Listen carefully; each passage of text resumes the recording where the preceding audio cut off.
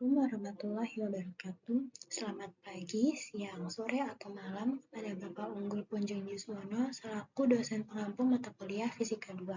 Pada kesempatan kali ini, saya akan menjelaskan hasil pengerjaan saya pada tugas Case Base Fisika 2 tahun 2026. Sebelumnya, saya Aulia Tiara Nafisa dengan NIM 255090300111004. Saya dari kelas Fisika Angkatan 2025.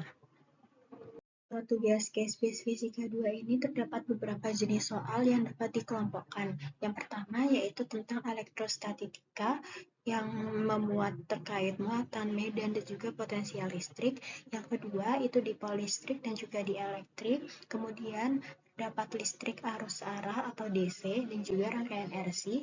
Yang terakhir yaitu arus listrik bolak-balik atau arus AC dan juga rangkaian RLC. Untuk soal nomor 1, yaitu jelaskan tentang hukum Coulomb, hukum Gauss, hukum Ohm, hukum Kirchhoff, dan definisi dari medan listrik, potensial listrik, gaya listrik, energi listrik, arus listrik, kapasitor, perpindahan listrik D, dipol listrik, dan juga diagram hubungan antara medan listrik, potensial listrik, gaya listrik, dan juga energi listrik. Untuk hukum Coulomb sendiri merupakan gaya tarik-menarik atau tolak-menolak antara dua muatan listrik yang berbanding lurus dengan perkalian besar kedua muatan dan berbanding terbalik dengan kuadrat jarak antar keduanya. Adapun rumus dari hukum Coulomb itu ada F atau F Coulomb sama dengan K Q1 Q2 dibagi dengan R kuadrat. Untuk K merupakan konstanta dengan nilai 9 dikali 10 pangkat 9. Untuk Q1 dan Q2 biasanya memiliki nilai yang berbeda tergantung yang diketahui pada soal nantinya. Kemudian perlu diketahui bahwa pada rumus ini terdapat arah dari masing-masing muatannya, yaitu Q1 dan Q2. Arahnya bisa positif ataupun negatif. Tetapi tanda positif dan juga negatif pada muatan itu tidak dimasukkan ke dalam perhitungan atau ke dalam rumus, atau bisa disebut hanya sebagai penunjuk arah dari muatan dan juga gaya Coulomb nantinya.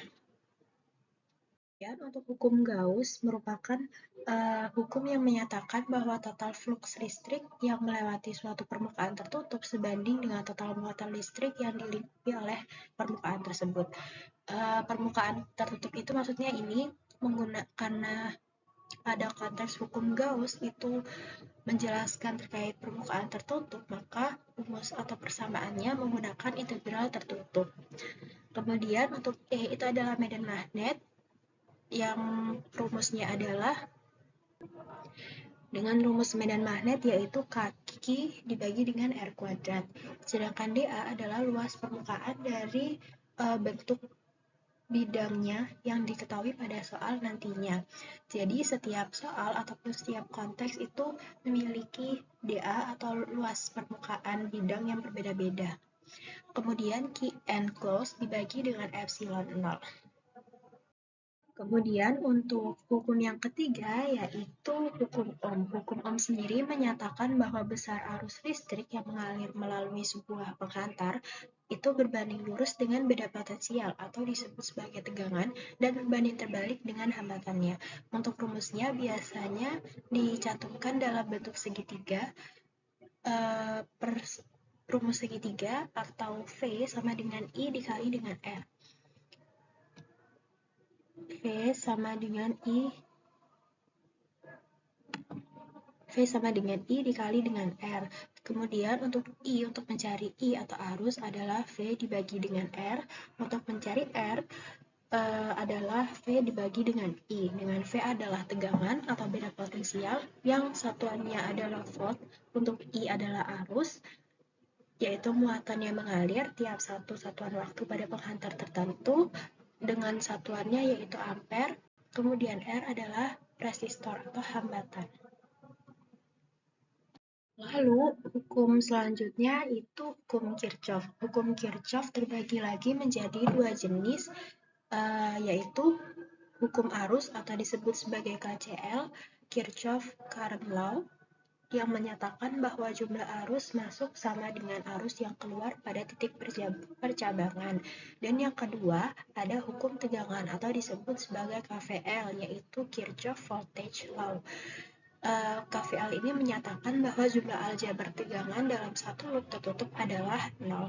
KVL ini biasanya terdapat pada rangkaian seri atau rangkaian yang tertutup, sedangkan KCL itu rangkaian paralel. Untuk persamaannya masing-masing hukum. Yang pertama itu ada KCL dengan rumus sigma I in atau sigma I masuk sama dengan sigma I out, sigma I keluar. Jadi I masuk harus sama dengan I yang keluar. Kemudian untuk rumus KVL itu sigma epsilon ditambah sigma dikali I dikali R. Dengan I kali R ini merupakan rumus dari V. V itu adalah tegangan seperti pada yang sudah saya jelaskan di slide sebelumnya, yaitu V sama dengan I dikali dengan R, sama dengan 0. Dengan epsilon ini merupakan tegangan yang terdapat pada rangkaian. Untuk medan listrik itu merupakan ruang atau daerah di sekitar benda yang bermuatan listrik, baik itu positif ataupun negatif, yang masih dipengaruhi oleh gaya listrik. Daerah medan listrik ini menyebabkan muatan lain yang ada di dalamnya itu merasakan gaya elektrostatis atau tarik-menarik dan juga tolak-menolak, tergantung tanda yang terdapat pada muatannya. Kuat medan listrik diukur dalam satuan Newton per Coulomb atau N per C. Untuk rumus dari medan listrik yang pertama ada E sama dengan F dibagi dengan Q0 atau E sama dengan kaki dibagi R kuadrat. Di sini ditulis sebagai F karena F itu merupakan rumus dari hukum Coulomb, yaitu F sama dengan kaki 1 Q2 dibagi dengan R kuadrat. Nah, apabila disubstitusi ke dalam persamaan E sama dengan F dibagi Q0, maka hasilnya adalah seperti ini, E sama dengan kaki dibagi R kuadrat. Jadi, apabila diberikan suatu soal dan menggunakan salah satu rumus ini, tidak ada perbedaan. Kemudian, potensial listrik. Potensial listrik adalah besar usaha yang diperlukan untuk memindahkan satu satuan muatan listrik positif Q dari titik tak terhingga menuju titik tertentu dalam medan listrik.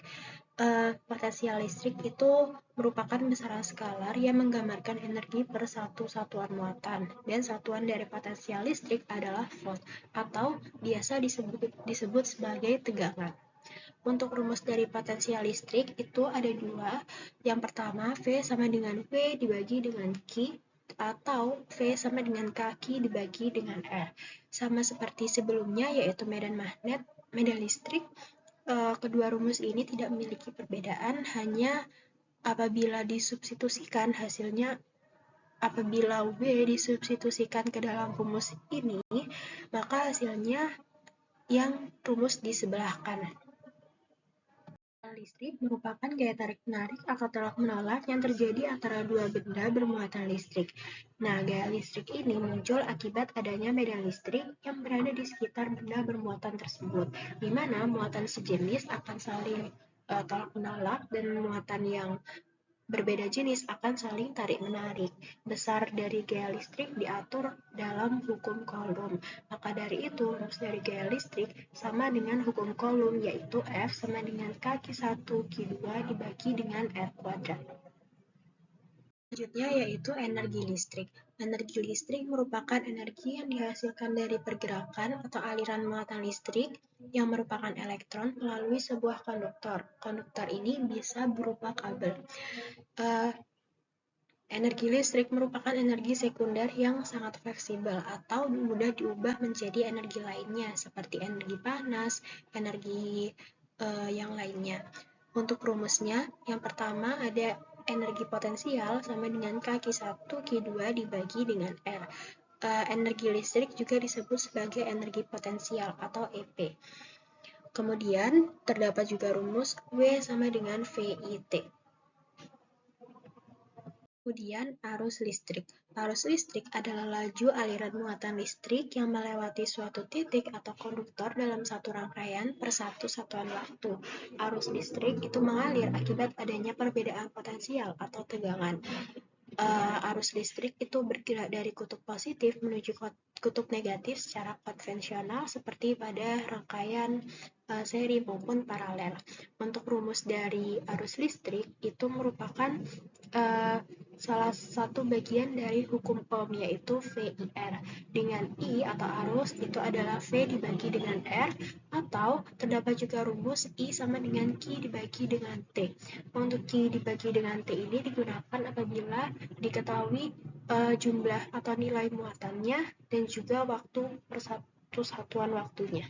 Kemudian kapasitor. Kapasitor merupakan komponen elektronika atau komponen yang terdapat dalam suatu rangkaian, baik itu seri maupun paralel, yang berfungsi untuk menyimpan muatan listrik dan energi dalam bentuk medan listrik di antara dua pelat konduktor. Jadi, di dalam kapasitor itu memiliki bentuk seperti plat yang sejajar dan bentuk luasnya sama dengan bahan yaitu konduktor. Kapasitor ini dapat menyimpan maupun melepaskan muatan listrik apabila dibutuhkan dalam suatu rangkaian. Dengan rumus dari kapasitor yaitu C sama dengan Q dibagi dengan V. Dengan C adalah kapasitor, Q adalah muatan, dan V adalah beda potensial atau tegangan. Selanjutnya yaitu perpindahan listrik. Perpindahan listrik merupakan peristiwa yang menggambarkan bagaimana medan listrik itu mempengaruhi penyusunan muatan dalam medium dielektrik. Perpindahan listrik dapat terjadi melalui pergerakan elektron yang bermuatan negatif dari satu atom menuju atom lainnya, baik secara sementara maupun mengalir terus-menerus atau disebut sebagai DC dan juga AC. Kemudian, perpindahan tersebut mencakup listrik statis dan juga listrik dinamis. Untuk metode perpindahan listrik itu ada dua, yaitu konduksi dan juga induksi. Kemudian, dipol listrik. Dipol listrik merupakan istilah yang memiliki arti yaitu sepasang muatan listrik yang besarnya atau sama, nilainya sama, tetapi memiliki tanda yang berlawanan atau berbeda, seperti positif Q atau negatif Q, dan keduanya terpisah pada jarak yang sangat kecil disebut sebagai D. Tanda tersebut menandakan bahwa arah yang berbeda dengan nilai yang sama. Sistem dipol listrik ini menciptakan medan listrik dan memiliki momen dipol, yaitu vektor yang menunjukkan arah dari muatan negatif menuju muatan yang positif. Dengan rumus dari dipol listrik adalah P sama dengan Q dikali dengan D. Diagram hubungan antara medan listrik, potensial listrik, gaya listrik, dan juga energi listrik. Jadi diagram hubungannya yaitu dengan F di sebelah kiri, EP adalah energi potensial, E adalah medan magnet, dan juga yang di sebelah sini adalah dan V adalah beda potensial.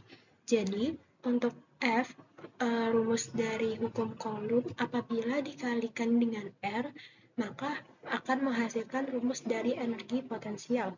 Sedangkan kalau rumus energi potensial dibagi dengan R akan menghasilkan rumus hukum Coulomb atau gaya listrik. Kemudian, apabila rumus gaya listrik ini dikalikan dengan Q atau muatan, maka akan menghasilkan rumus medan magnet. Lalu, apabila energi potensial ini dibagi dengan muatan, maka akan menghasilkan rumus tegangan atau beda potensial. Lalu, antara E dan juga V itu terdapat hubungan juga. Apabila medan listrik itu dikalikan dengan R akan menghasilkan beda potensial.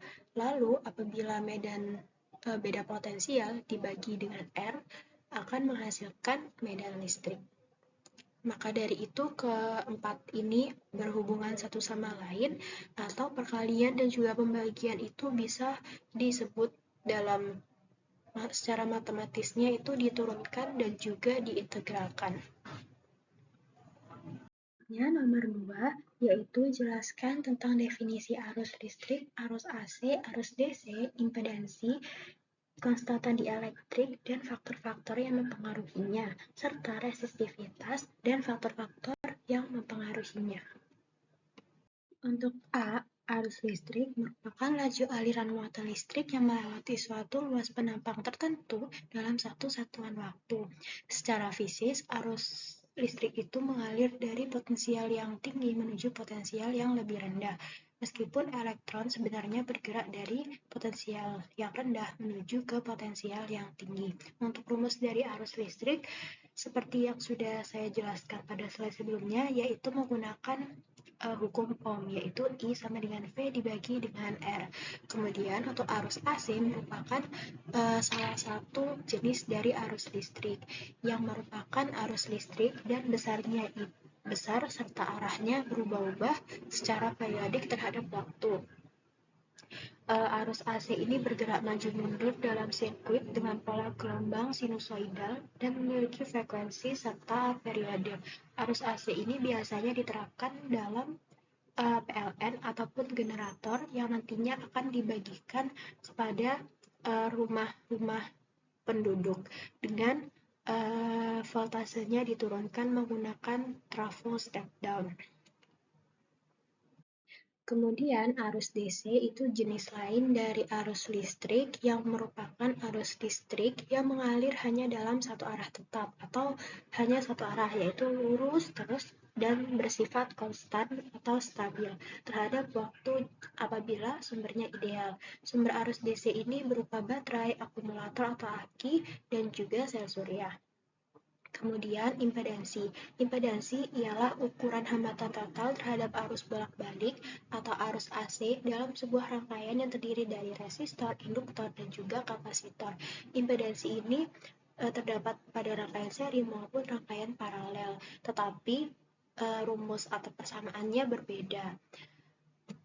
Yang terdapat pada slide ini merupakan rumus umum yang sering digunakan atau pada rangkaian seri, yaitu Z sama dengan akar R kuadrat ditambah XL min XC kuadrat.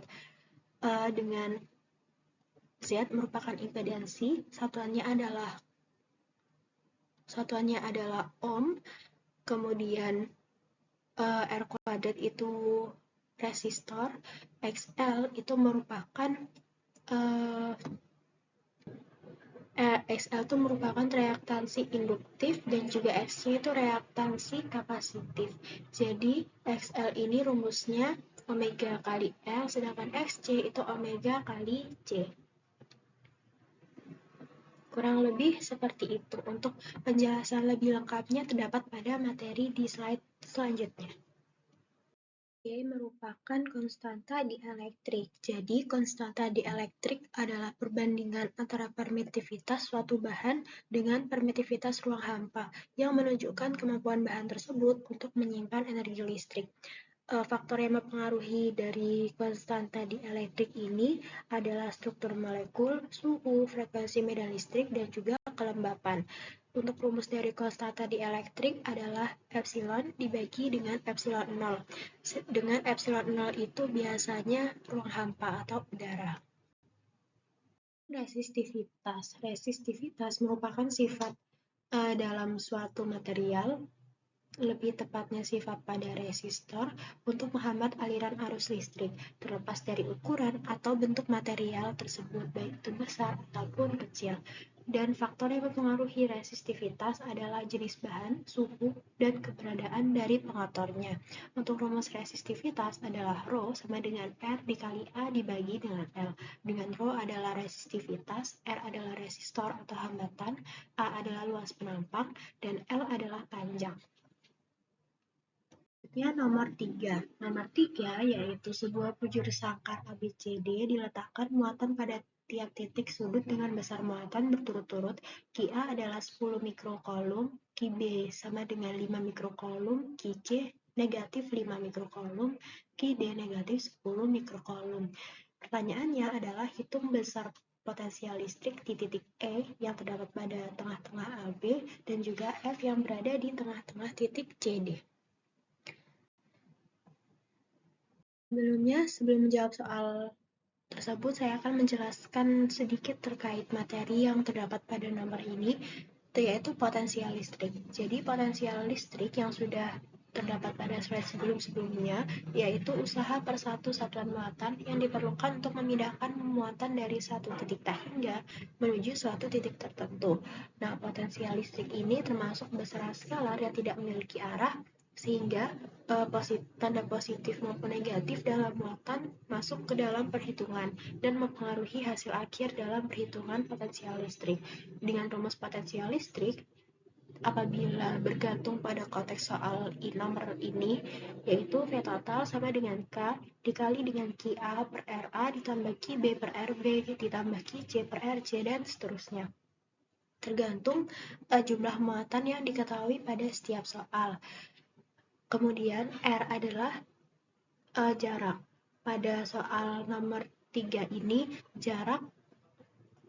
jaraknya dicari menggunakan Pythagoras, yaitu akar R horizontal kuadrat ditambah R vertikal kuadrat.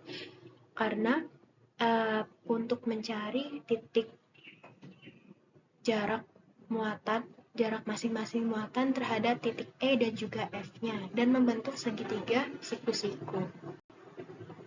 Kemudian QA diketahui 10 mikrokolom, QB 5 mikrokolom, QC negatif 5 mikrokolom, QD negatif 10 mikrokolom. Keempat muatan ini diubah dalam satuan internasional yaitu kolom menjadi 10 kali 10 pangkat min 6, 5 kali 10 pangkat min 6, dan seterusnya. Kemudian untuk mencari titik E, itu yang pertama harus menghitung jarak dari muatan AB menuju titik E. Jadi, masing-masing muatan A menuju titik E, masing-masing muatan B menuju titik E. Apabila dari muatan AB menuju titik E sudah diketahui pada soal, yaitu 5 cm atau diubah ke dalam satuan internasional, yaitu 0,05 meter. Kemudian untuk CD terhadap titik E itu menggunakan Pythagoras. Karena jaraknya membentuk segitiga siku-siku dengan REC sama dengan RED sama dengan akar dari 5 kuadrat ditambah dengan 10 kuadrat. Nah, 5 dan 10 ini sudah diketahui pada soal. Sama dengan akar 125 sama dengan 0,1118 meter. Dan untuk mencari potensial pada titik E itu menggunakan rumus K dikali dengan QA per RA ditambah QB per RB ditambah QC per RC ditambah QD per RD. Dengan K itu 9 kali 10 pangkat 9, QA, QB, QC, QD sudah diketahui pada slide sebelumnya. Kemudian RA, RB, RC, RD juga didapat dari R atau jarak yang sudah dicari di slide sebelumnya. Hasil akhirnya adalah VE adalah 9.000 dikali dengan 165,84, hasilnya adalah 1.492.560 volt. Untuk pada titik F itu caranya sama seperti pada titik E sebelumnya. Yang pertama mencari jarak CD terhadap titik F, jarak AB terhadap titik F terlebih dahulu. Nah, pada titik F ini kebalikan dari titik E. Dengan AB menggunakan Pythagoras dan CD sudah diketahui jaraknya pada ilustrasi soal. Kemudian apabila sudah diketahui menggunakan Pythagoras, disubstitusi ke dalam rumus beda potensial atau tegangan. 9 kali 10 pangkat 9, kemudian Q-nya disubstitusi, R-nya juga disubstitusi, dan hasilnya adalah 9.000 dikali 165,84 sama dengan 1.492.560 volt. Selanjutnya, nomor 4. Nomor 4, ada dua buah muatan listrik negatif Q1 dan positif Q2 diletakkan pada koordinat kartesian atau kartesius, di mana negatif Q1 terletak pada koordinat x0, y-1, seperti pada gambar berikut ini, dan positif Q2 terletak pada koordinat x0, y plus 1.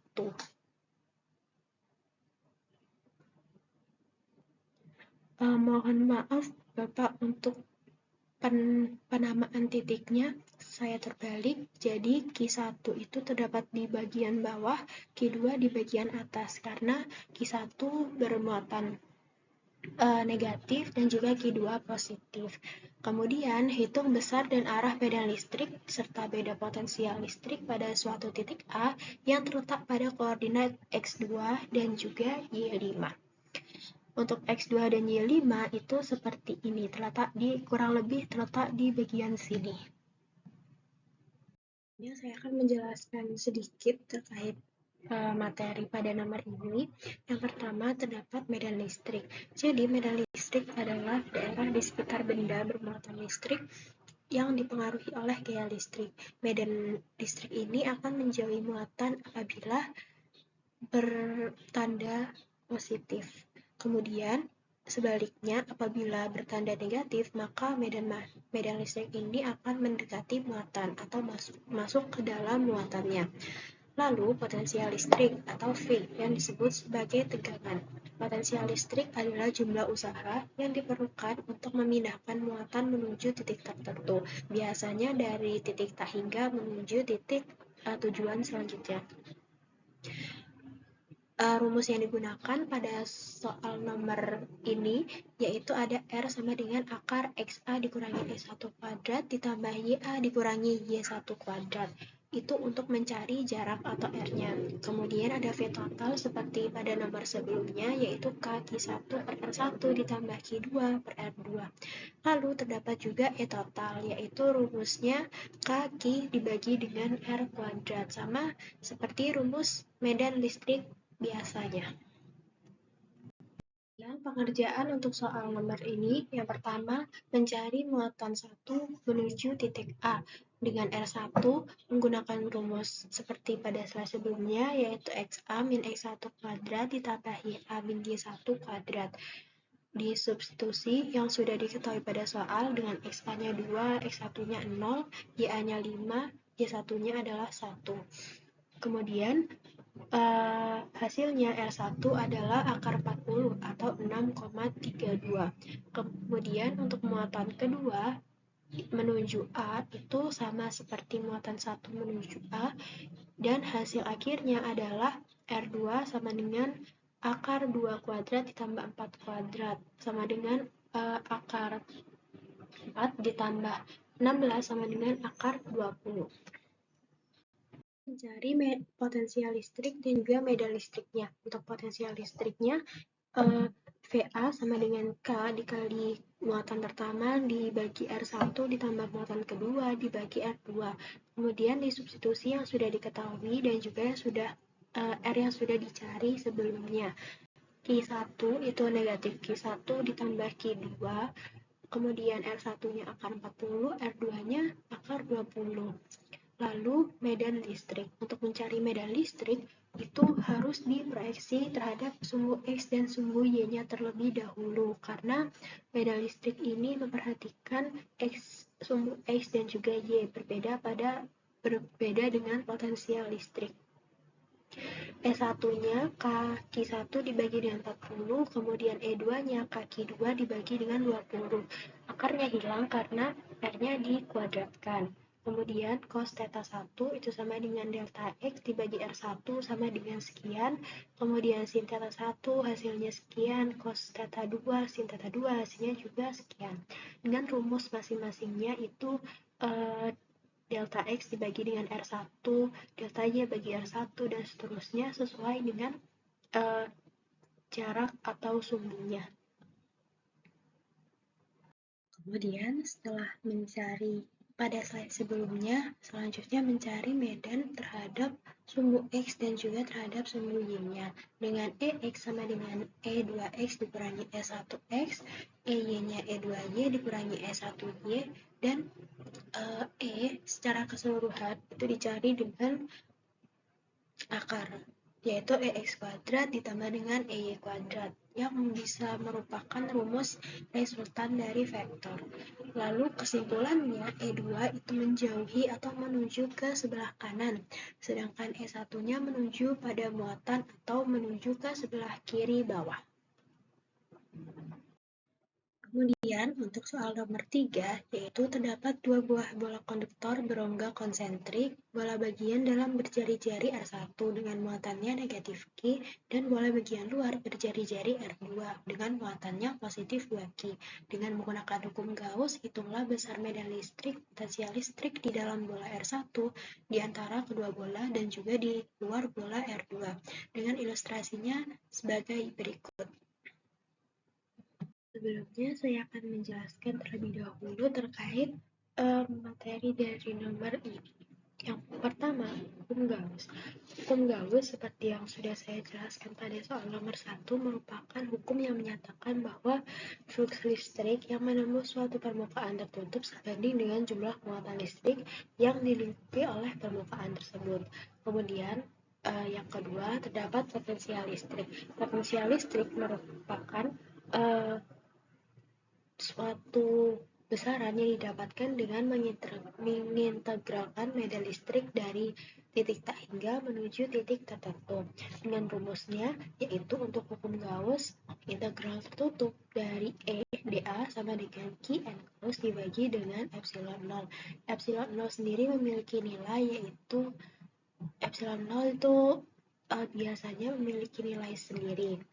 Kemudian untuk V, rumusnya adalah negatif integral dari tak hingga menuju R atau titik tertentu E dr. Untuk jawabannya, yang pertama daerah di dalam bola dengan R itu kurang dari R1. Kok R itu merupakan garis atau jari-jari imajiner yang selalu bersinggungan atau berdekatan dengan jari-jari aslinya, baik itu R1 ataupun R2. Nah, untuk daerah yang berada di dalam bola itu R imajinernya harus kurang dari R1 karena R1 merupakan jari-jari dari yang terdapat di dalam bola. Muatan yang dilingkupi adalah 0 karena di dalam bola tidak ada muatan yang bekerja di dalam bola. Kemudian untuk medan listriknya juga sama dengan 0 karena dia berada di dalam suatu bola, di bagian dalam bolanya. Sedangkan medan listrik itu biasanya hanya terdapat di permukaan ataupun di antara kedua bola. Untuk potensial listriknya, karena medan listrik sama dengan 0, maka potensial listriknya adalah konstan atau sesuai dengan rumus dan persamaan dari potensial listrik pada umumnya. Jadi V1 sama dengan K min Q dibagi R1 ditambah 2Q dibagi dengan R2. Selanjutnya untuk daerah di antara bola, yaitu R1 kurang dari R kurang dari R2, muatan yang dilingkupi adalah negatif Q, di mana negatif Q ini berada di merupakan muatan yang terdapat di antara kedua bola tersebut. Maka dari itu yang terhitung hanya negatif Q. Kemudian untuk medan listriknya, integral tertutup dari E 4πr kuadrat sama dengan negatif Q, yaitu muatan ini disubstitusi pada Q enclosed. Q enclosed itu muatan yang terlingkupi dibagi dengan epsilon 0. Kemudian dipindah ruas sehingga E sama dengan 1/4 pi epsilon 0 dikali dengan negatif Q dibagi dengan R kuadrat, sesuai dengan yang ingin dicari, yaitu medan listrik. Dan kemudian untuk potensial listrik yang terdapat pada daerah di antara bola itu V2 dikurangi dengan integral R2 menuju R E dr sama dengan V2-nya substitusi persamaan, yaitu kaki dibagi R2 dikurangi integral R2 menuju R, E-nya disubstitusi yaitu negatif kaki per R kuadrat dr. Kemudian negatif kaki R kuadrat ini diintegralkan dengan kakinya berada di luar integral, artinya dia bersifat konstan atau selalu sama nilainya. Maka sama dengan kaki dibagi R2 dikurangi kaki dari medan listrik tadi dalam kurung min 1 per R, dengan R ini nilai dari integral yaitu R2 dan juga R dikurangi 1 per R2. Setelah disederhanakan, hasilnya adalah V2 sama dengan 2 kaki dibagi R2 dikurangi kaki dibagi dengan R. Untuk daerah yang terdapat di dalam bola, R di luar bola, berarti R lebih dari R2. Maka muatan yang dilingkupi ada dua muatan, yaitu muatan yang berada di dalamnya, yaitu negatif Q, dan juga yang di luarnya, yaitu positif 2Q. Setelah dijumlahkan, hasilnya adalah Q. Untuk medan listriknya menggunakan rumus integral tertutup sama dikali integral tertutup dari E4πr kuadrat sama dengan Q dibagi epsilon 0, dengan Q-nya tetap Q dari muatan yang terlingkupi. Kemudian hasilnya setelah dipindah ruas, E sama dengan 1 per 4 pi epsilon 0 dikali dengan Q per R kuadrat.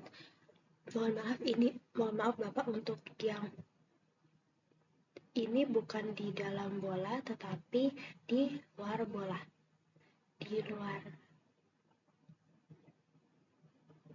luar bola. Dan untuk R-nya bukan R1 tetapi R2 karena jari-jari yang bekerja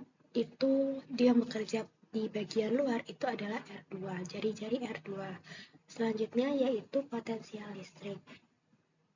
Rumus potensial listrik menggunakan negatif integral dari T hingga menuju R atau titik tertentu kaki per R kuadrat dr. Setelah diintegralkan, hasilnya adalah kaki per R untuk potensial listrik di parabola. Kemudian untuk soal nomor 6, yaitu terdapat dua buah bandul logam dengan panjang talinya adalah L, masanya M1 dan juga M2, dengan M1 itu sama dengan 3M2, bermuatan listrik positif Q1 dan juga negatif Q2. Kedua massa ini terpisah jarak sejauh S. Kemudian yang ditanyakan adalah hitung besar sudut simpangan masing-masing bandul dan nyatakan dalam M, L, S, dan juga G. Untuk ilustrasinya seperti pada gambar berikut ini, dengan L adalah panjang tali, kemudian S itu adalah jarak antara M1 dan juga M2. M1 itu sama dengan 3M2. Lalu untuk muatan yang terdapat pada M1 adalah positif Q dan yang terdapat pada M2 adalah negatif Q. Sebelum itu saya izin menjelaskan untuk pembahasannya terlebih dahulu. Pada soal ini terdapat hukum 1 Newton dan juga gaya-gaya lainnya yang bekerja.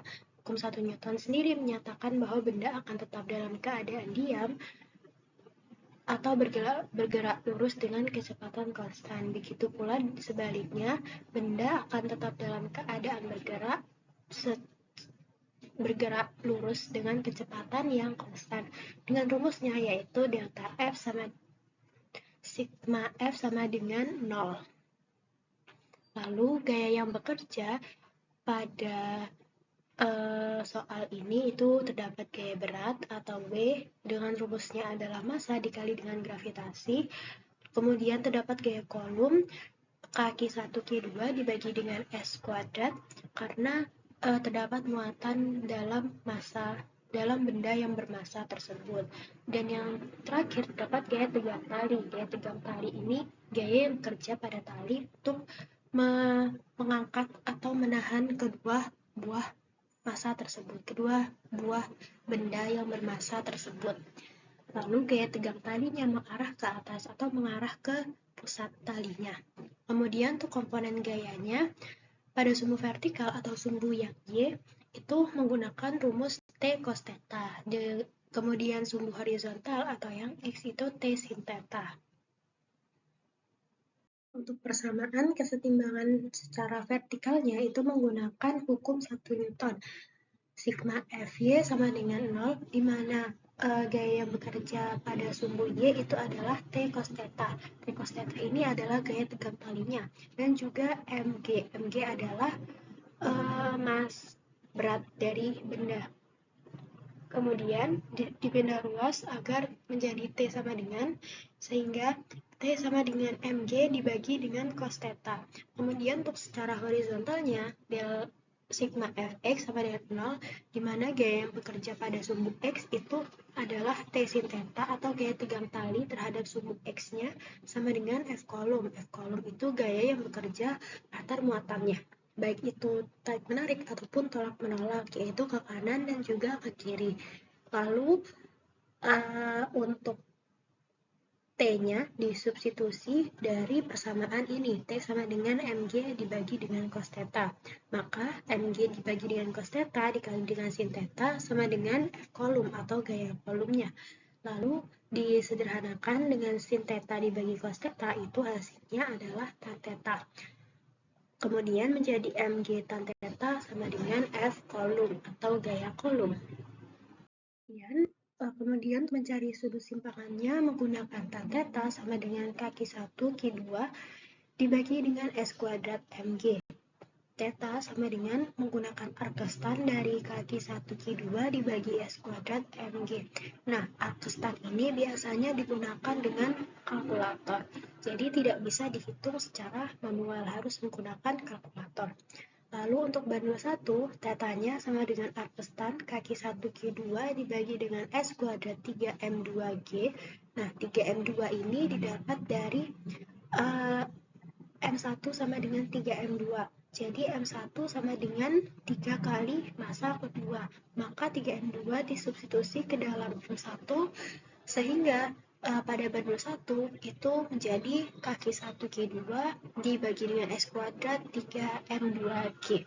Lalu untuk bandul 2, theta 2 sama dengan arkestan dibagi kaki 1 Q2 dikali kaki 1 Q2 dibagi dengan S kuadrat M2Q. Nah, dapat disimpulkan bahwa antara bandul 1 dan juga bandul 2, theta 1 itu kurang dari theta 2. Kemudian untuk soal nomor 7, hitung besar medan listrik potensial listrik pada jarak R yang dihasilkan dari dipol listrik dan dilengkapi dengan gambar. Sebelumnya, dipol listrik itu merupakan sebuah dipol listrik itu terbentuk dari dua muatan yang sama besar, tetapi memiliki tanda yang berlawanan dan dipisahkan oleh jarak yang sangat kecil. Nah, untuk jarak yang sangat kecil ini biasanya disebut dengan D, sedangkan dipol listrik itu disimbolkan dengan P. Momen dipol itu termasuk sebuah vektor yang mengarah dari muatan negatif menuju positif, kebalikan dari yang aslinya, yaitu kebalikan dari cara merambat muatan aslinya, yaitu dari positif menuju negatif. Sedangkan momen dipol itu dari negatif menuju kutub yang positif. Kemudian untuk potensial listrik dipol itu berkurang sebanding dengan 1/R kuadrat dan lebih cepat dari muatan titik biasanya. Kemudian untuk medan listrik dipol itu berkurang sebanding dengan 1/R pangkat 3. Nah, untuk rumus dipol listrik sendiri adalah P sama dengan Q dikali dengan D. Untuk V, potensial listrik apabila dalam kondisi dipol itu rumusnya adalah Kp dikali dengan cos theta dibagi dengan R kuadrat. Sedangkan medan listrik apabila dalam kondisi dipol itu rumusnya adalah Kp dibagi dengan R pangkat 3 akar 1 ditambah cos kuadrat theta. Jadi untuk jawaban dari soal ini, ilustrasinya itu terdapat muatan positif dan juga negatif yang terpisahkan jarak D. Kemudian dipol terdapat gaya dipol atau dari negatif menuju yang positif dan terbentuklah sudut. Kemudian terdapat titik A yang terdapat pada ini itu adalah titik A yang terpisahkan jarak R1, R dan juga R2.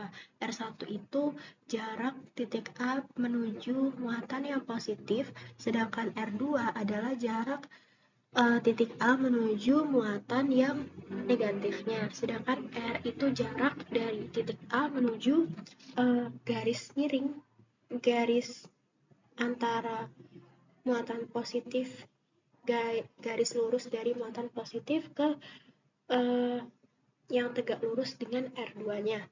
Kemudian untuk potensialnya, potensial atau V didapat dengan rumus VA sama dengan V muatan positif ditambah V dengan muatan yang negatif.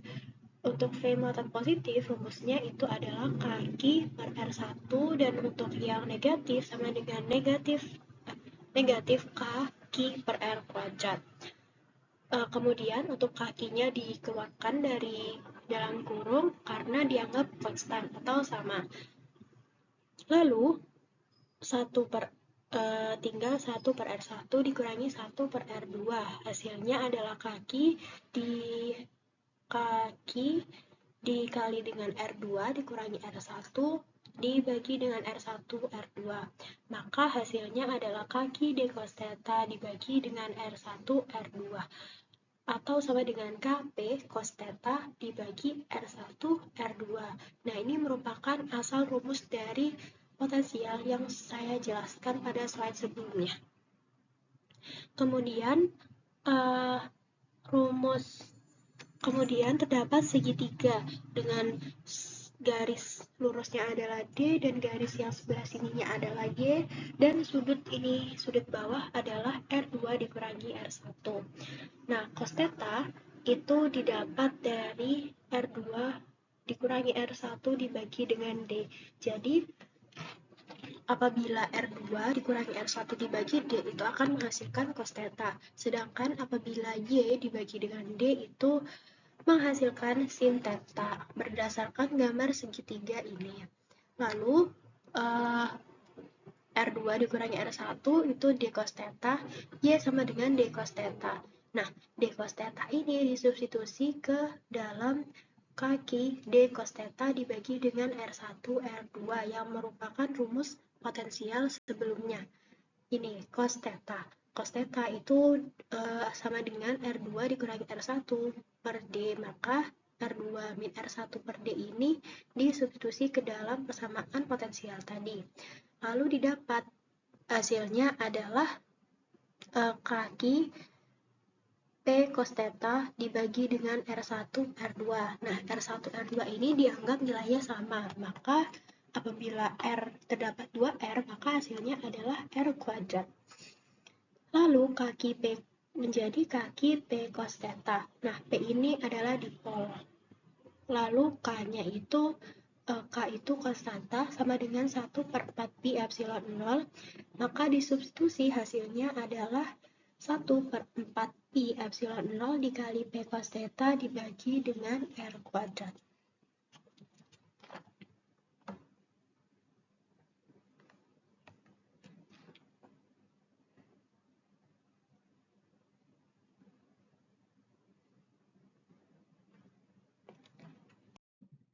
Kemudian, untuk soal nomor 8, terdapat dua bola kecil dengan massa 15 gram digantung menggunakan benang sutra dengan panjangnya L sama dengan 120 cm dari titik yang sama. Kemudian, ketika kedua bola diberi muatan negatif yang sama, Q1 sama dengan Q2 sama dengan Q, maka masing-masing benang membentuk sudut theta sama dengan 250 derajat terhadap vertikalnya.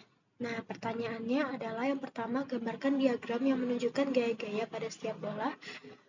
Perlakukan bola sebagai muatan titik. Kemudian, tentukan besar muatan Q dan yang C. Jika kedua benang dipendekkan menjadi L sama dengan 60 cm, maka muatan Q1 dan Q2-nya tidak, sementara muatan Q1 dan Q2 tidak.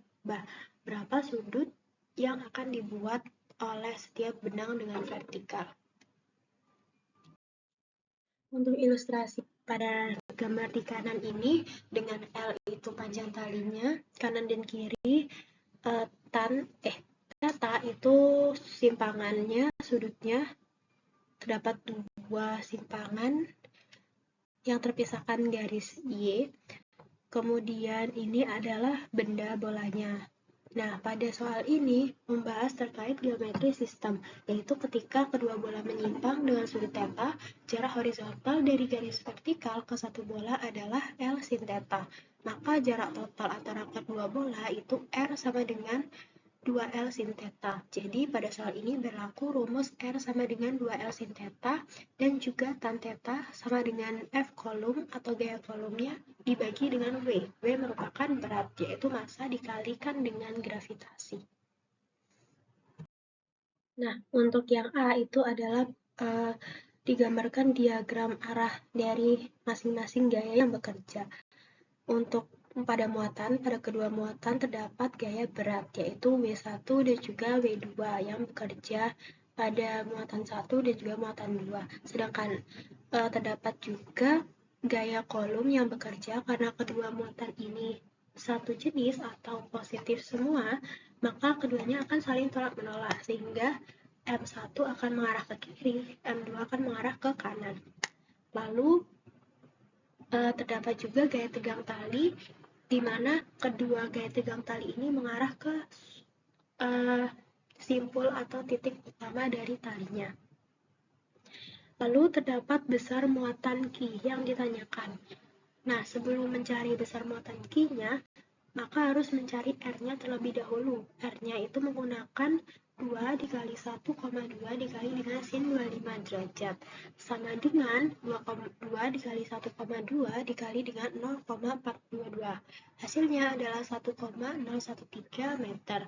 Lalu setelah ditemukan R-nya, lanjut dengan mencari FC atau gaya kolom dengan rumus Mg tan 25 derajat sama dengan 0,0685 Newton. Lalu untuk gaya kolom yang menggunakan kaki kuadrat dibagi R kuadrat. Nah, kenapa di sini Q kuadrat? Karena kedua muatan memiliki nilai yang sama dan satu jenis atau positif semua, maka dianggap Q-nya sama sehingga langsung saja dikuadratkan. Kemudian dipindah ruas sehingga Q kuadrat yang dicari sama dengan FC dikali dengan R kuadrat dibagi dengan K. Lalu disubstitusi nilai yang sudah dicari dan sudah diketahui, FC-nya tadi 0,0685 dan R kuadratnya adalah 1,013 kuadrat.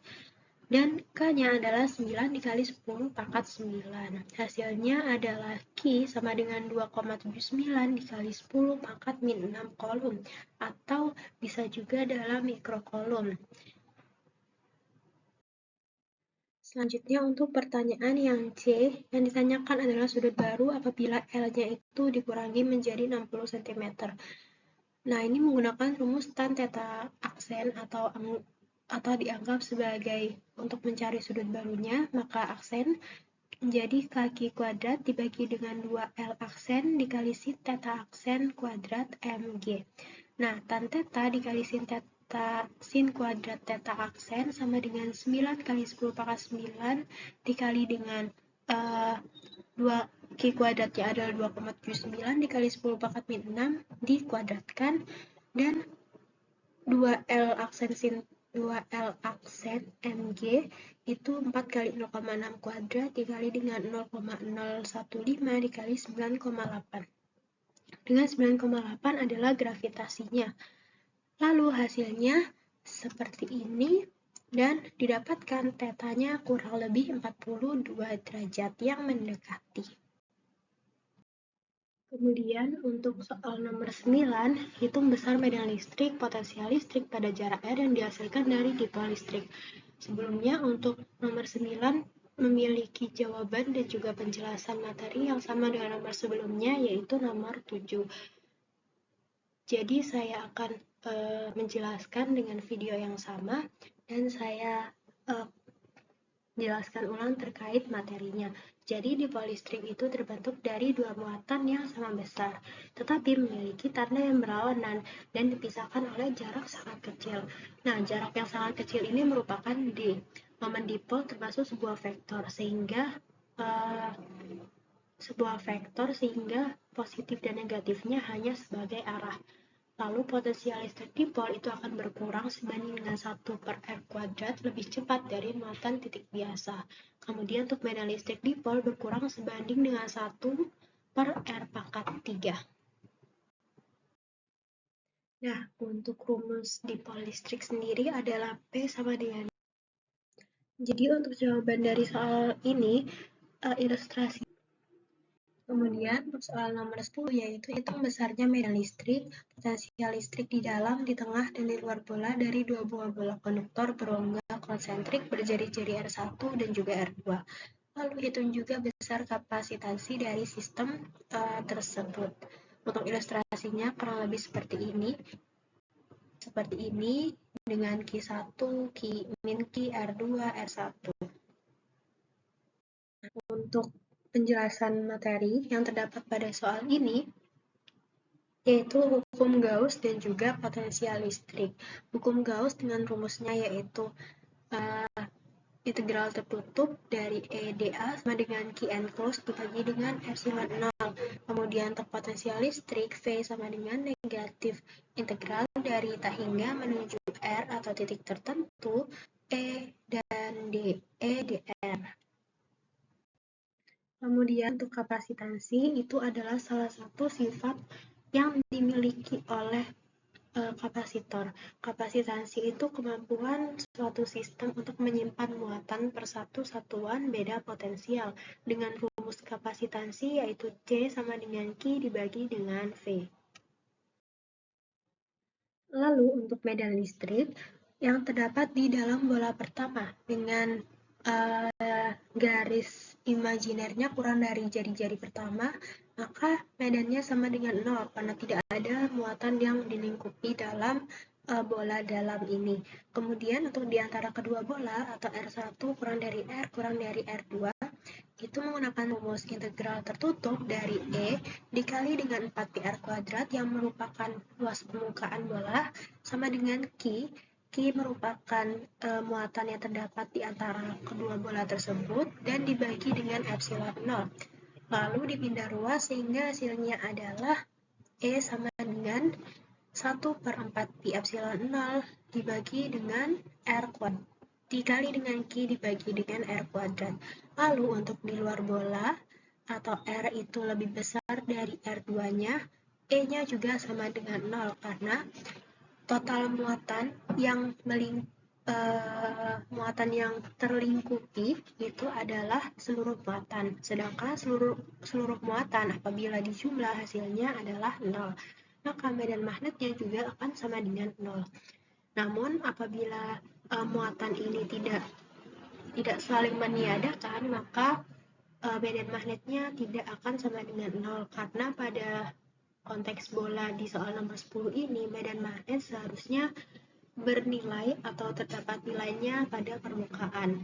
Lalu potensial listrik. Nah, potensial listrik di dalam bola pertama itu akan sama dengan 0 karena medan listriknya juga sama dengan 0. Sedangkan di antara kedua buah bola itu V sama dengan negatif integral dari R2 menuju R dari E dr. Kemudian V sama dengan negatif integral dari R2 menuju R, E-nya disubstitusi yaitu kaki per R kuadrat dr. Kemudian kaki dikeluarkan dari ruas karena dianggap konstan. Lalu integral dari 1 per R kuadrat adalah 1 per R dengan titiknya yaitu R2 menuju R. Lalu R dan juga R2 disubstitusi ke dalam R pada penyebut dan hasilnya adalah V sama dengan kaki dikali 1 per R dikurangi 1 per R2. Kemudian untuk pada keadaan di luar bola di mana R itu lebih besar dari R2, V-nya yang berlaku adalah kaki per R. Untuk kapasitansi, rumusnya adalah Q dibagi dengan delta V atau jumlah dari keseluruhan beda potensial yang bekerja pada masing-masing keadaan. C sama dengan Q dibagi dengan delta V-nya, hasilnya adalah Q per 4 pi epsilon 0 dikali R2 min R1 dibagi dengan R1 R2. Maka hasil akhirnya adalah seperti yang tertulis pada slide PPT ini. Kemudian untuk soal nomor 11, di sepanjang garis lurus terdapat muatan positif dan juga negatif yang nilai mutlaknya Q dan terpasang secara bergantian. Jadi positif Q, negatif Q, positif Q, dan seterusnya. Dalam jarak yang tak hingga. Kemudian muatan yang berdekatan dipisahkan oleh R1 sama lain seperti pada gambar berikut ini. Buktikan bahwa energi potensial listrik dari masing-masing muatan positif pada susunan muatan adalah V positif Q sama dengan min Q kuadrat dibagi 2 pi epsilon 0 R ln 2. Kemudian untuk penjelasannya, energi potensial listrik yang terdapat di dalam sistem muatan itu merupakan jumlah skalar dari interaksinya dengan seluruh muatan lain. Jadi apabila muatan sejenis, energinya akan positif dan tarik-menarik satu sama lain. Apabila berlawanan, apabila energinya positif, dia akan tolak-menolak, dan apabila negatif, akan tarik-menarik satu sama lain. Dengan rumusnya adalah U sama dengan K sigma QI QJ dibagi dengan RIJ. Untuk jawabannya, membuktikan rumus yang terdapat pada soal. Jadi muatan negatif Q pada R yang terdapat di kiri dan juga kanan dihitung terlebih dahulu dengan anggapan U1. Maka K sama dengan Q dikurangi Q dibagi dengan R ditambah Q dikurangi Q dibagi dengan R. Hasilnya adalah K-nya itu 2 dikali dengan negatif Q, negatif K Q kuadrat dibagi dengan R. Jadi U1-nya adalah yang ini. Kemudian untuk muatan Q pada 2R yaitu bagian kiri dan juga kanan itu menggunakan U2, dianggap sebagai U2. K sama dengan K dikali dengan Q ditambah Q dibagi 2R ditambah Q tambah Q dibagi dengan 2R. Hasilnya adalah 2 dikali K Q kuadrat dibagi dengan 3R. Lalu untuk muatan min Q pada 3R, kiri dan kanan, itu dianggap U3. U3 sama dengan K, Q dikurangi Q dibagi dengan 3R, ditambah Q dikurangi Q dibagi dengan 3R. Hasilnya, ini U3, ini adalah U3 sama dengan 2, dikali dengan negatif K Q kuadrat dibagi dengan 3R. Lalu untuk penjumlahan dari total U1, U2, dan juga U3 adalah min 2K Q kuadrat dibagi R dengan 1 dikurangi 1 per 2 ditambah 1 per 3 dikurangi seterusnya dengan tandanya yang selalu selang-seling atau bergantian. Kemudian didapat ln 2 sama dengan 1 dikurangi 1 per 2 ditambah 1 per 3. Kemudian U totalnya jadi negatif 2K Q kuadrat dibagi R ln 2. Kemudian nomor 12, soalnya adalah molekul amonia atau NH3 memiliki momen dipol sebesar 5 kali 10 pangkat min 30 kolom M. Molekul-molekul amonia ini berada dalam fase gas dan ditempatkan dalam medan listrik seragam dengan kuat medan 1,6 dikali 10 pangkat 6 volt per meter. Ditanya adalah berapa perubahan energi potensial listrik ketika momen dipol satu molekul amonia berubah orientasinya dari sejajar menjadi tegak lurus. Pada soal ini terdapat konsep torsi dan juga orientasi. Jadi ketika molekul NH3 ini yang memiliki momen dipol P ditempatkan dalam medan listrik luar E, medan tersebut akan memberikan torsi yang berusaha menyearahkan momen dipol dengan arah medannya. Dengan rumusnya yaitu U sama dengan negatif P dikali E, maka perkalian dot itu akan menghasilkan cos.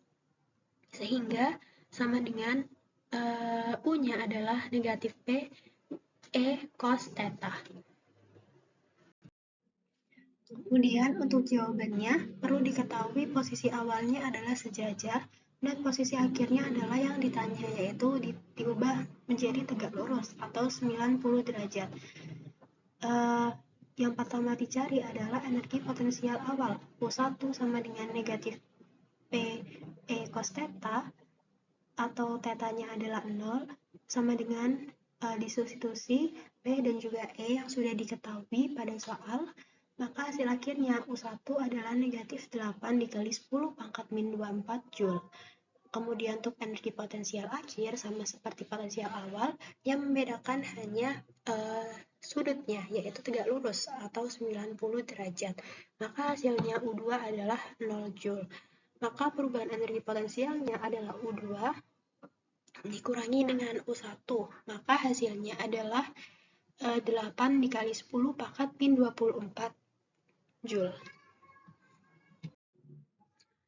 Kemudian untuk nomor 13 adalah gambarkan diagram fasor dari arus tegangan dan impedansi dari resistor, induktor, dan juga kapasitor. Perlu diketahui bahwa diagram fasor itu adalah sebuah vektor yang berputar, geraknya itu berlawanan arah jarum jam atau berlawanan jarum jam ke kiri.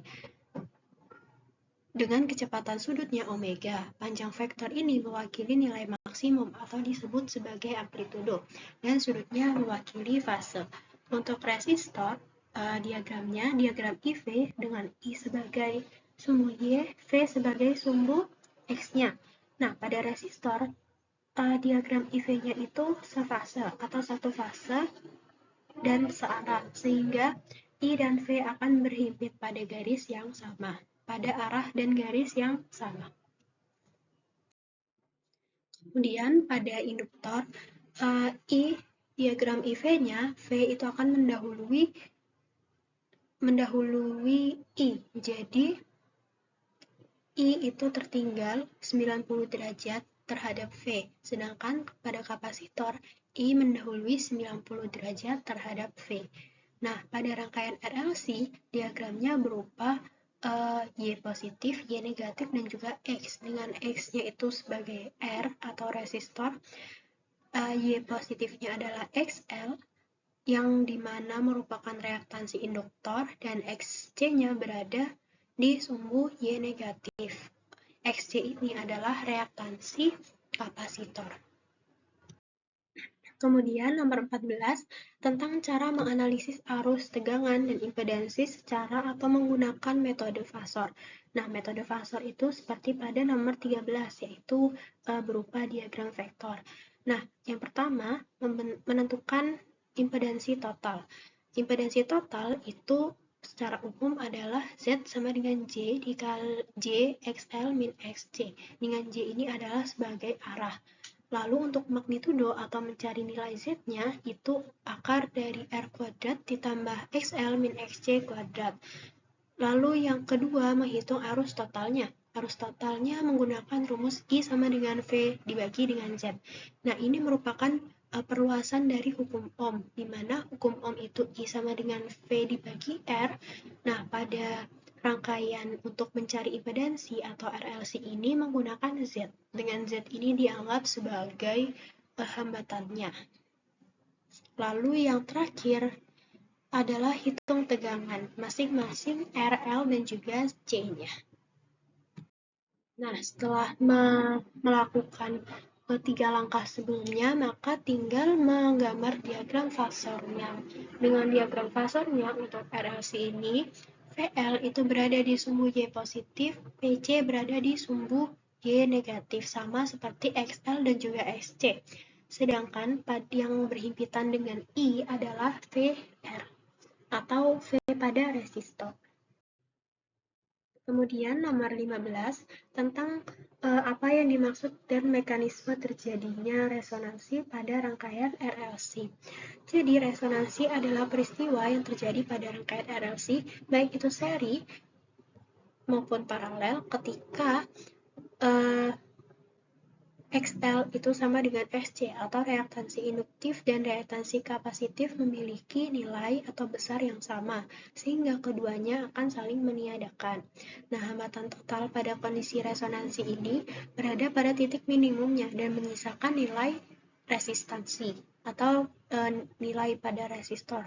Syarat terjadinya resonansi itu XL sama dengan XC. Dengan rumus XL itu omega L, XC adalah 1 per omega C, dan omeganya dijadikan 1 dan dipindah ruas menjadi omega kuadrat sama dengan 1 per LC. Maka W0-nya adalah 1 per akar LC. Kemudian, mekanisme terjadinya resonansi. Yang pertama, pertukaran energi. Jadi, ketika induktor menyimpan energi dalam medan magnet dan kapasitor menyimpan energi dalam medan listrik, akan pada frekuensi tertentu, laju penyerapan energi induktornya ini akan sama dengan laju pelepasan energi kapasitor. Nah, karena itu, akhirnya keduanya saling meniadakan secara fase. Siapa yang saling meniadakan? Yang saling meniadakan adalah XL dan juga SC-nya. Jadi tegangan induktor dan kapasitor itu berlawanan arah, sehingga resultan tegangannya adalah 0. Hal ini bisa dibuktikan pada diagram fasor yang sebelumnya, di mana XL dan SC itu memiliki arah yang berbeda pada sumbu Y, satunya positif dan juga satunya negatif. Lalu dominasi resistif ketika komponen reaktif saling meniadakan, rangkaian berperilaku hanya memiliki resistor murni, tegangan sumber dan arus menjadi satu fase, atau sudut fasenya adalah 0. Lalu impedansinya akan minimum atau menjadi nilai hambatan terkecil yang dicapai oleh suatu rangkaian. Dan yang ketiga, arusnya maksimum atau mencapai puncaknya, dan disimpulkan seperti ini. Kemudian nomor 16, terdapat sebuah rangkaian pada gambar berikut ini dan misalnya besar arus dan tegangan pada hambatan R3. Yang terdapat di sini adalah R3 jika V epsilon 1-nya itu adalah 5 volt, epsilon 2-nya 15 volt, epsilon 3-nya 10 volt, dan R1-nya 5 kilo ohm, R2-nya sama dengan R3 yaitu 15 kilo ohm. Nah, pada soal ini terdapat penggunaan hukum Kirchhoff 1 dan juga hukum Kirchhoff 2. Hukum Kirchhoff 1 rumusnya I masuk sama dengan I keluar, dan hukum Kirchhoff 2 rumusnya adalah sigma epsilon ditambah sigma V atau sigma I dikali dengan R sama dengan 0. Untuk penyelesaian soalnya, pada rangkaian ini ditentukan terlebih dahulu arah loopnya. Nah, pada loop 1 atau yang kiri, saya mengambil arah loopnya searah jarum jam, dan yang loop kanan berlawanan arah jarum jam, sehingga I2 itu sama dengan I1 ditambah dengan I3, di mana I2 ini I yang keluar dan I1, I3 itu I yang masuk. Kemudian I2 ini berada pada R2, I1 pada R1, I3 pada R3. Penghitung yang kiri terlebih dahulu pada loop kiri.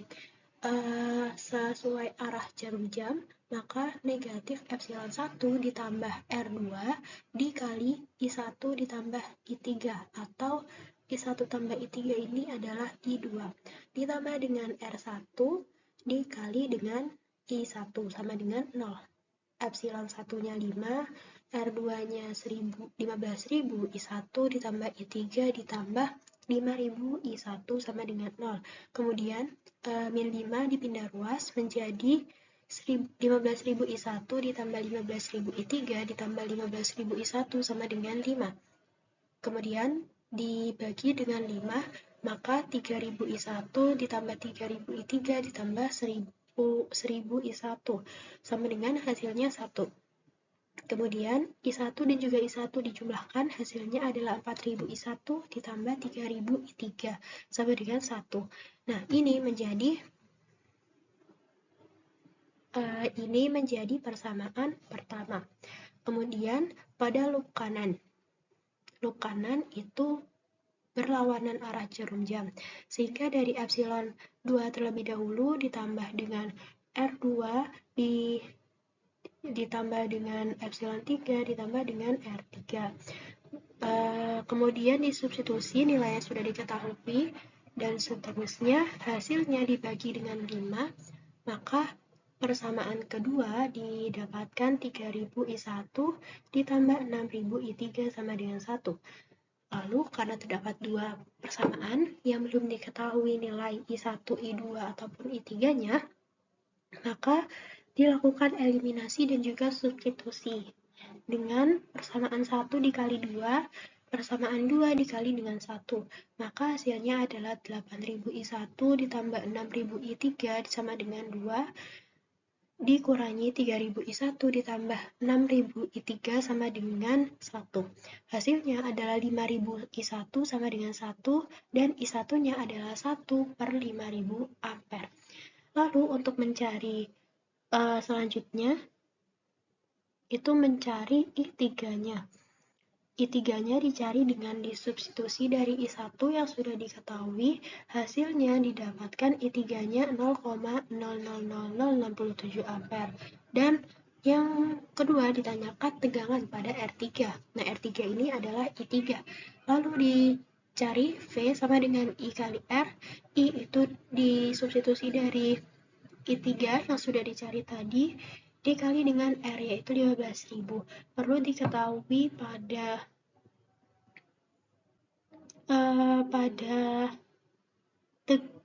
I3 ini arah arusnya itu mengarah ke atas. Karena hasilnya positif, maka perputaran loopnya sudah dianggap benar. Namun positif dan negatif pada arus itu tidak mempengaruhi hasil akhir asalkan nilainya sama.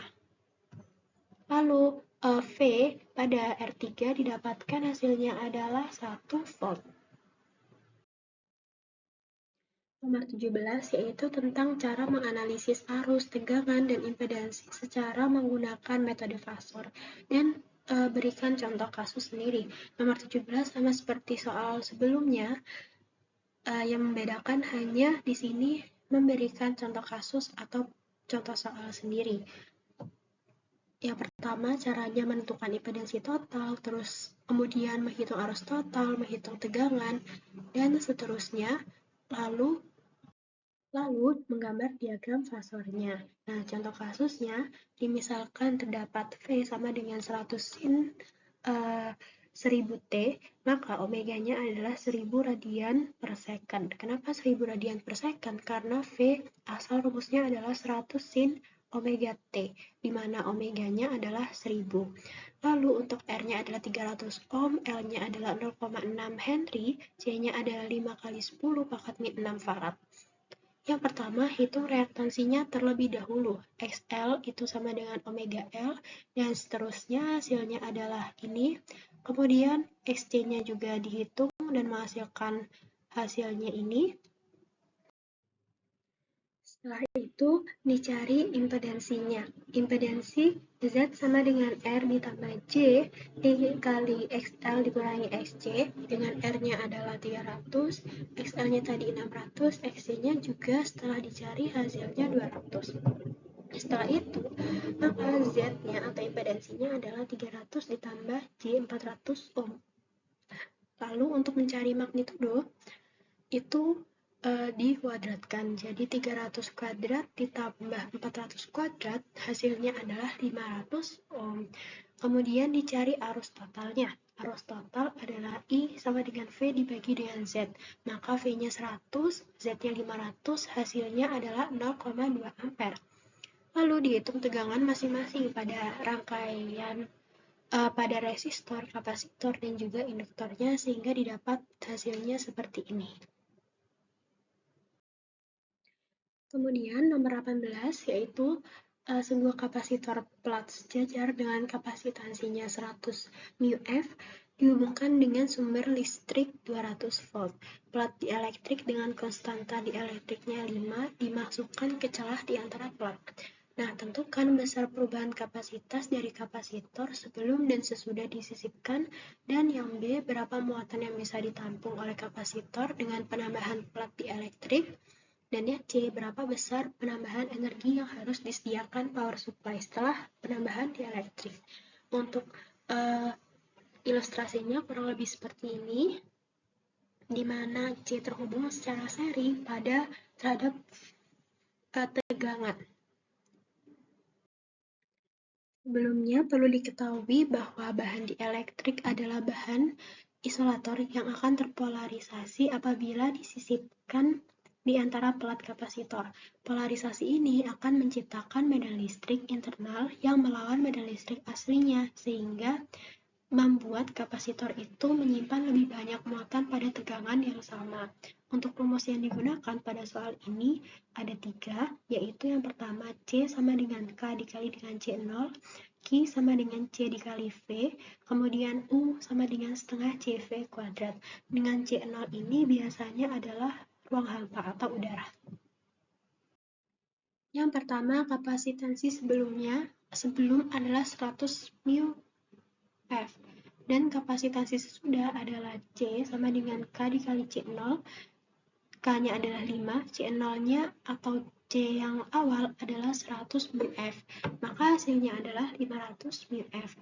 Nah, perubahan kapasitansinya, maka delta C sama dengan 500 dikurangi 100 sama dengan 400 μF. Muatan yang bisa ditampung sesudah ditambahkan dielektrik adalah Q sama dengan C dikali dengan V. C-nya adalah 500 dikali 10 pangkat min 6, V-nya adalah C-nya adalah C dikali dengan V. Hasilnya 0,1 Coulomb. Lalu untuk penambahan energi, dicari terlebih dahulu energi awal. Energi awal menggunakan rumus setengah dikali 100 dikali 10 pangkat min 6 dikali 200 kuadrat.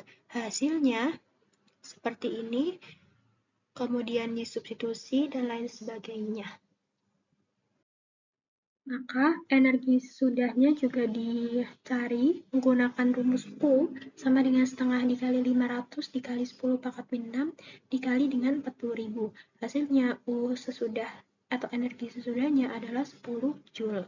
Perubahan energinya, maka delta U sama dengan 10 atau energi sesudah dikurangi dengan energi sebelumnya dikurangi 2 sama dengan 8 Joule. Untuk nomor 19, terdapat kapasitor 10 μF dihubungkan ke baterai 1,5 volt menggunakan resistor 0,1 ohm dengan cara seperti pada gambar ini. Dan RC tersusun secara seri pada gambar yang atas dan RC tersusun paralel pada gambar yang kanan. Yang bawah ini. Lalu yang ditanya adalah hitung waktu yang dibutuhkan kapasitor untuk mendapatkan beda potensial sebesar 0,75 volt untuk masing-masing rangkaiannya. Pada soal ini membahas terkait konstanta waktu. Jadi dalam rangkaian RC, kapasitor itu tidak langsung terisi penuh seketika, melainkan bertambah secara eksponensial. Dengan rumusnya, torsi sama dengan R dikali dengan C, kemudian terdapat VC dikali T sama dengan epsilon dikali 1 min E pangkat min T per torsi. Yang pertama mencari pada rangkaian RC yang seri. Hitung konstanta waktu terlebih dahulu menggunakan rumus torsi dan menghasilkan waktu 1 detik. Lalu disubstitusi 0,75 sama dengan 1,5 dikali 1 min E min pangkat min T per 1. Torsinya adalah 1 yang sudah dicari pada ini, 1 detik. Lalu 0,5 sama dengan 1 min E pangkat min T, kemudian dipindah ruas menjadi E pangkat min T sama dengan 0,5 min T sama dengan ln 0,5, maka min T-nya adalah kurang lebih 0,693. Untuk RC paralel, dianalisis tegangannya terlebih dahulu seperti pada penjelasan ini. Kemudian dicari kecepatan pengisiannya. Jadi apabila tidak ada hambatan antara baterai dan juga kapasitor, kapasitor akan terisi seketika dengan T-nya 0 detik atau sangat cepat. Nah, apabila resistor berada di jalur utama sebelum percabangan, sebelum rangkaian itu bercabang secara paralel atau pengosongan, perilakunya akan berubah. Berdasarkan gambar yang terdapat pada slide sebelumnya, tegangan pada kapasitor akan langsung sama dengan tegangan sumbernya begitu saklar ditutup, karena tidak ada hambatan yang membatasi atau menghambat arus masuk menuju kapasitor. Waktunya akan mendekati 0 detik atau sangat cepat. Kemudian untuk nomor 20, terdapat rangkaian paralel RLC seperti pada gambar ini. Jika Vs-nya adalah 220 sin omega T, L-nya sama dengan 5 Henry, C-nya 1 μF, R-nya 5 kilo ohm, F-nya adalah 50 Hz, maka hitung besar arus total yang melewati rangkaian, besar impedansi, dan juga digambarkan diagram fasornya. Cara yang pertama yaitu menghitung frekuensi sudut dan reaktansinya. Frekuensi sudutnya atau omeganya adalah 2πf. 2 dikali 3,14, F-nya adalah 50, menjadi 314 radian per second. Kemudian untuk mencari XL, itu omega dikali L, maka 314 dikali 5, hasilnya adalah 1570 ohm.